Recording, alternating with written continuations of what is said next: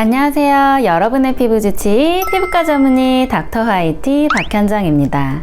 우리 몸에 행해지는 시술이나 수술 가운데 원치 않는 부작용의 위험에서 자유로운 어떤 시술은 거의 없다고 봐야 되는데요. 그런 면에서 사실 보툴리눔 톡신, 우리한테는 이제 보톡스로 많이 알려져 있는데, 이 보툴리눔 톡신을 이용한 미용 시술은 사실 상당히 안전한 시술에 속합니다.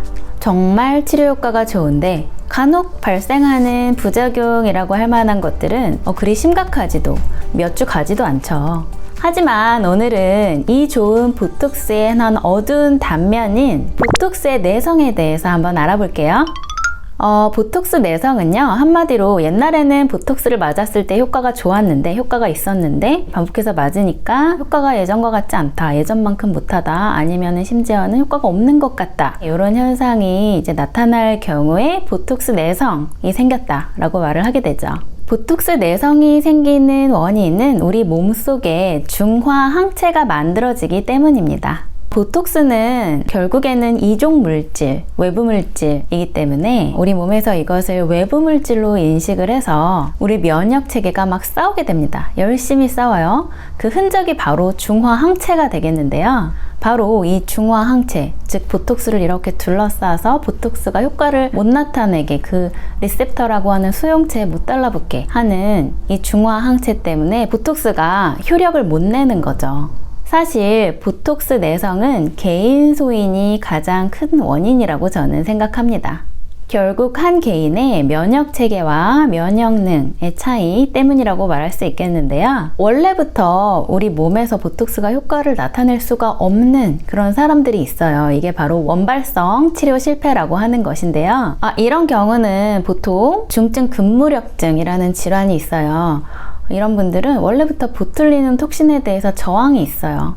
이제 보툴리눔 톡신이라고 하는 것도 결국엔 어떤 한 물질인데, 이 물질에 대해서 워낙에 저항이 있다면 효과가 나타날 수가 없겠죠. 또는 어떤 이유로 보톡스를 한 번도 맞지도 않았는데 이미 내 몸에 보톡스 항체, 중항체가 있는 경우도 있다고 보고되어 있습니다. 사실 앞서 말한 이 원발성 치료 실패는 흔하지는 않습니다. 주로 우리가 이야기하는 거는 속발성 치료 실패에 속해요. 처음에는 효과가 있었는데 반복해서 시술을 받다 보니 효과가 예전만치 않다라고 느끼는 것, 이게 바로 우리가 흔하게 이야기하는 보톡스 내성인데요. 사실 사람에 따라서 한 번만 맞아도 보톡스 내성이 생긴 경우도 보고돼 있고, 20년 이상 꾸준히 주기적으로 맞았는데 괜찮다, 나는 계속 효과 있다 하는 사람도 있는 거예요.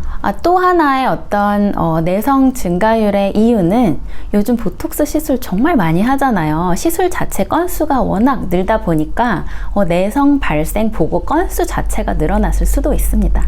우리가 원하는 정보는 바로 그러면은 어떻게 해야 돼요? 내성을 예방할 수 있는 방법이 있나요? 이런 정보겠죠? 이런 정보를 제가 말씀드릴게요. 내성을 발생하는 것을 막는 예방 방법은 자주 맞지 않고 많이 맞지 않는 것입니다.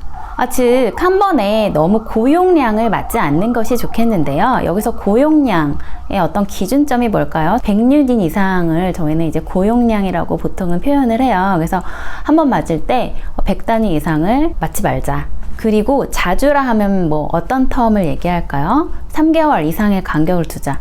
한두 개월 간격으로 나 보톡스 너무 좋아, 조금만 잔주름 생겨도 불안해 하시는 분들 계시거든요. 최소한 3개월 이상의 텀을 가지자. 그리고 세 번째는 보충 주사라고 해요. 이 부스팅 주사를 최소화하기입니다. 부스팅은 주로 한 2주에서 3주 사이에 이제 보톡스를 오늘 맞았으면 2주 후에 내원을 해서 조금 인상이 변했다 할 때 교정을 한다든지, 조금 덜 펴진 것 같아서 조금 더 부스팅을 한다든지 교정을 한다든지 이런 경우가 해당이 되겠는데요. 이런 거를 최소화하기 내성 예방에 도움이 된다는 말씀을 드리고 있습니다.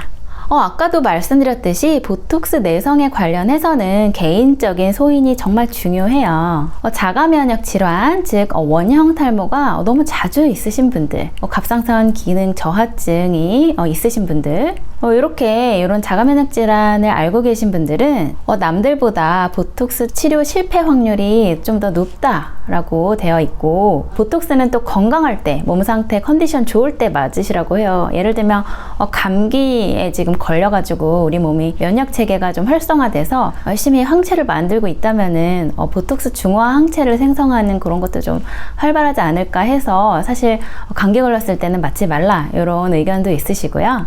또한 보톡스 종류에 대해서도 이슈가 있죠.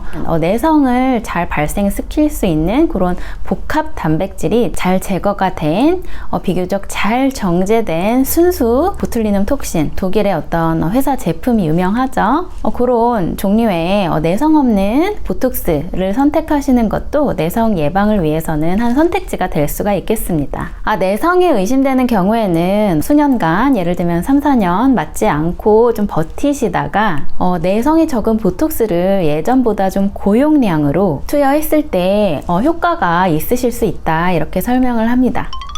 요즘에는 여러 매체를 통해서 환자분들이 정말 많은 정보를 가지고 계신데요. 사실 보톡스 시술이 늘어나고 있는 만큼 내성을 우려하시는 분들도 점점 늘어나고 있기 때문에 이런 보톡스 내성에 대한 영상을 제작해 보게 되었습니다. 오늘의 이 영상이 보톡스 내성을 걱정하시거나 궁금하신 분들을 위해서 많은 도움이 되셨으면 좋겠습니다. 다음에도 재미있는 컨텐츠와 전문적인 피부 지식으로 여러분들께 인사드리도록 하겠습니다. 지금까지 여러분의 피부 지치, 피부과 전문의 닥터 화이티 박현정이었습니다. 끝까지 시청해주신 많은 분들께 진심으로 감사드립니다.